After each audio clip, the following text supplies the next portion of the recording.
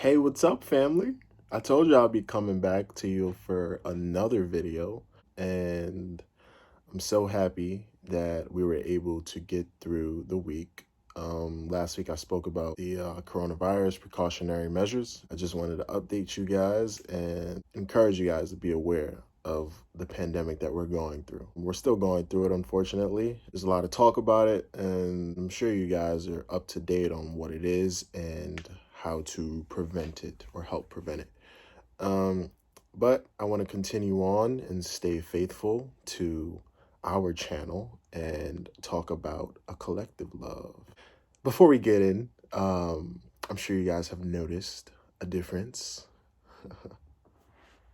Yes, I've gotten a haircut, and I'm so happy to have gotten a haircut. Oh my God. I've been wanting a haircut for the past month and a half, 2 months, and I've just been stalling for the right moment, and I couldn't stall any longer, and I felt like any moment's the right moment, and so I got it. And my intention was to get it as low as possible, and it's because of a personal fear that I've always had of going bald, and I no longer want to fear any longer. So I decided, why not go against the grain and go bald?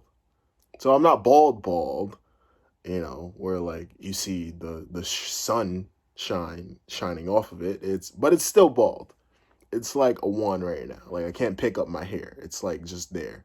That's how bald I am right now. But in other news, let's go into this topic of collective love. What is collective love? When you think about the words that are being used, collective. A collective is usually concerning or considering multiple, right? When we're talking about a collective of something, we're talking about multiple individual people, places, or things that are in one thing. And so when I talk about collective love, I'm talking about different individual loves that all come into one. So, a collective love. Obviously, we've been speaking about self-love and loving as an individual and on an individual whole. But it was important to lay that foundation, you see, because the only way you can get to a collective love or love as a whole is if you set the foundation and know what it is to love as an individual. To be able to love at your highest aptitude as an individual, when comes together with another individual, they create a love bond greater than ever before, right? Because two individuals at their highest love aptitude come together, now they create a bond that is at its highest love aptitude. It's important to recognize on an individual level, come to a place of love and acceptance, but as a whole, all individuals must come to a place of fully accepting themselves. Let's talk about a basketball team, all right?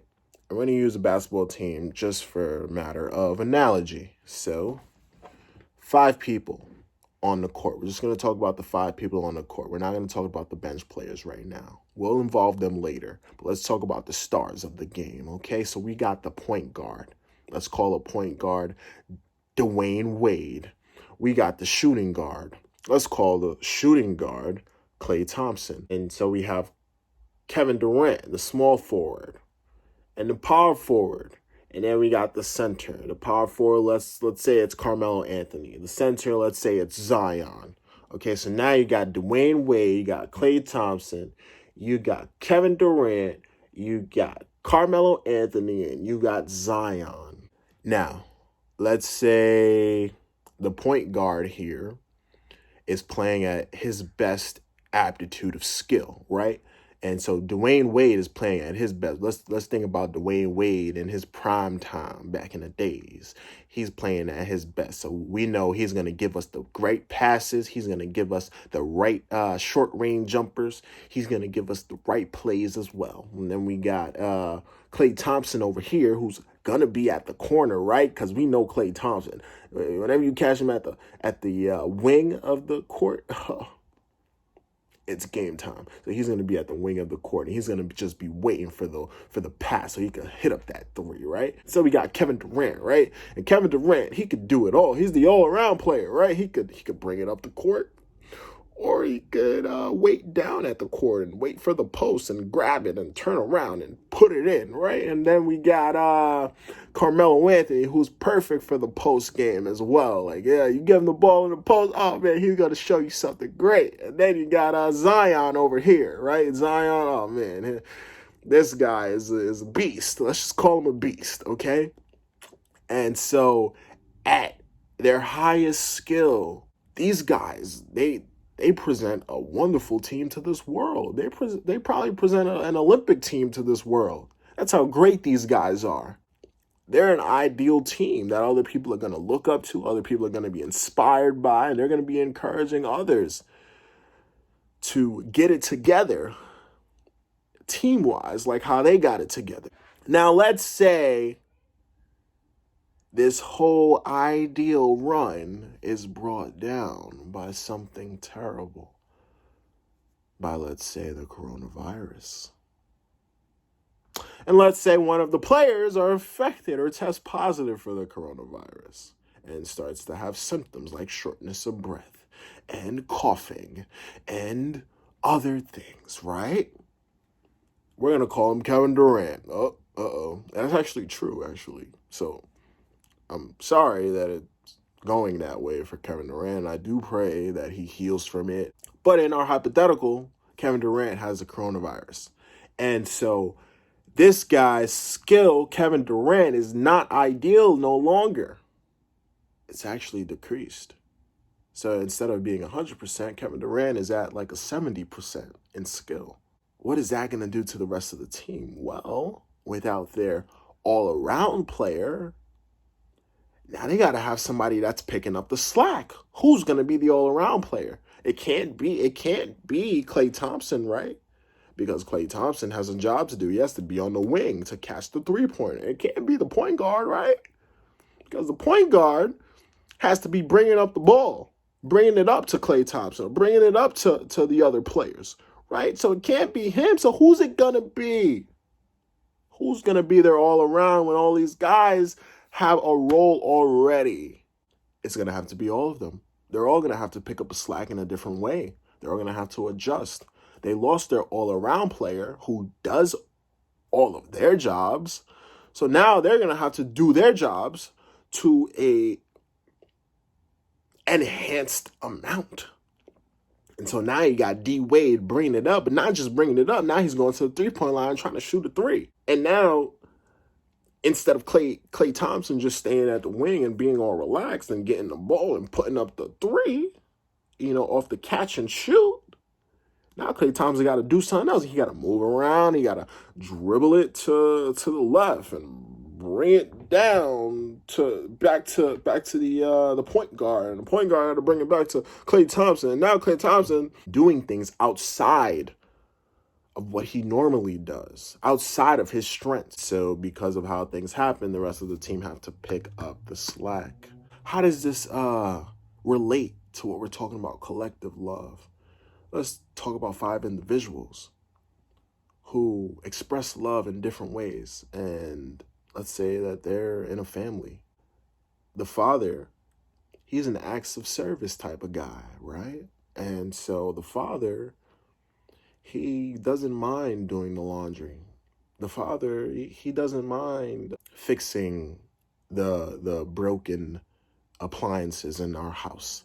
The father doesn't mind putting together the new bed, right? So that's the father. He's the acts of service guy. That's what he does. Then you got the mother. The mother is the affirmation type of gal, right? She loves to talk to the children and encourage them and tells them how they're so great and tells them They're the stars and the moons in the sky, and affirms them for who they are and tells them to accept themselves for who they are. So now you got the mom, who is the affirmations type of person, the dad who's the acts of service type of person, and then you got the young daughter who's the gifting person. She loves giving gifts. Yeah, she loves making special gifts for people, for her family, her mom and her dad. For her dad, she made a nice bracelet with his name engraved in it and gave it to him for Father's Day. And it was the most memorable thing he's ever had or gotten from his child. And that's who the daughter is, the gift-giving person. And then you got little Johnny, the brother of the son and brother of the family, right? And little Johnny, he likes physical intimacy, and that's his way of showing love, right? He's the physically intimate person. He goes and pats his dad on the back, and he loves hugging his mother when he sees that she's going through hard times with her business, and he hugs his mom. He kisses her on the cheek every time before he leaves the house. And then you have the youngin of the family. She's probably about 9, and she shows her love with quality time. She loves spending time with daddy. She asks daddy to take her to the movies every Friday. She loves spending time with her mommy. She asks mommy to have tea time with her every Saturday morning. They have tea time together. And so you have a family that expresses loves in each of their different ways. But each person in the family is tied to each other through their expression of love. And that's the collective love. So let's say you take out little Johnny, who isn't giving hugs, and he isn't kissing people on the cheek, and he isn't having pillow fights. Little Jimmy's sent away to his grandmother's house in Illinois. There's going to be a lack or a void in the family, and they're going to notice it. They're going to notice. Mommy's going to be like, where are my kisses on my cheeks and my hugs from my son? I miss him. That's why people say, I miss you, because they miss what you give to them and what you receive from them. And so daddy's going to, I miss you, boy. I miss you, because no one here to give me a pat on the back, in times of comfort. Sister's gonna be like, she's gonna be a little like, I miss you. Because she misses the playtime that they have, the pillow fights that they have. Of course, it's her brother. And so now, without Johnny for the summer, let's say he's at grandma in Illinois for the entire summer, there's an opportunity for the other individuals within that collective love to pick up the slack, to fill the void. And so now you have little Miss Sunshine, who's all about quality time. She's going to her sister and saying, hey, let's have a pillow fight. And now she's having a pillow fight with her sister. Maybe it doesn't have to be a pillow fight. Maybe they're having an arm wrestling competition, and they're showing physical love in that. And they're doing it in the name of little Johnny, the physical love guy who's not there, right? But they don't know that. It's subconscious. They're just picking up the slack because that's what families do. That's what people in collective loves do. It's a subconscious thing. You don't have to be told, hey, let's start being more physical around the house, people, family members. No, it just happens naturally. So now you have the dad who's hugging his wife up more, kissing her more, giving her some good loving more, because he's filling in that void, right? Because he knows that his wife really loves that. She loves physical intimacy. So that's what we're talking about here. Thank God the end of the summer comes and little Johnny comes back and he continues to complete that role of physical intimacy. Now, guess what? There's an addition to their family because now little Miss Sunshine and the father, who have been picking up his slack subconsciously, of course, they've been picking up their slack and they've added that to themselves. And so now little Johnny has become the inspiration to the rest of the family. And they don't even realize it because it's all happening intertwinedly in the name of love. And so instead of a lack, there's actually a huge gain within their family. And so little Johnny is not only giving love in a physical way to his family, little Miss Sunshine and the father as well, but now they're also able to extend that out onto others, onto their neighbors, right? Because now, because it's being filled in the family, he doesn't have to overextend that physical love to his mom and his sister. He's growing out of it. He's maturing, right? And so now he's giving that physical love to his mate on the basketball court and saying, good job, great three-pointer. You get what I'm saying? So when we start to work collectively in love with each other, it's all the better for the human race. If you like this video this week, please subscribe. Please like the video and comment as well. Comment on what you suggest, some advice that you have. So keep coming back. Tell your friends about it. Tell your family about the channel. And if you like the video, send it to a friend. Allow them to receive the same blessing or message that you received from this. Thank you guys so much for this week. It's been a pleasure giving you all that I can give you this week. And I will see you next week at that. God's peace.